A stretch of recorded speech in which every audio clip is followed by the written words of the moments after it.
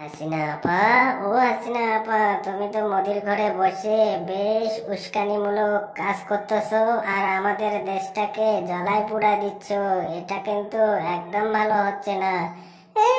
এই ইউনুস, তুমি আবার কি বলতেছো? সবাই বলে যেন না, তুমিও বলো। তুমি ভুলে যেও না, তুমি প্রধান উপদেষ্টা, ঠিক আছে? দেশের দায়িত্ব নিয়েছো এই বুড়ো বয়সে, এখন সামলাও বাপু।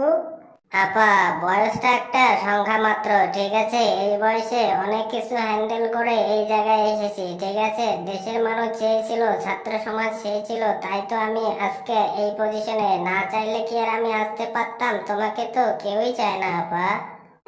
তুমি কি মূর্খ হয়ে গেছো? আমার কি কোনো জনবল নেই, ঠিক আছে? আমাকে যারা চায় তুই তো ভালো করেই জানিস, ঠিক আছে? অনেক লোক আছে, তারা এখন মুখ ফুটে কথা বলতে পারতেছে না, ঠিক আছে? দেশ ছেড়ে পালিয়ে যাচ্ছে। সময় আমাদেরও আসবে, চুপ থাকো, ওয়েট অ্যান্ড সি।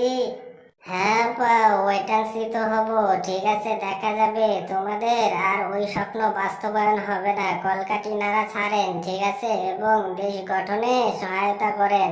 আর এই কুর্সির আর স্বপ্ন দেখে লাভ হবে না আপা।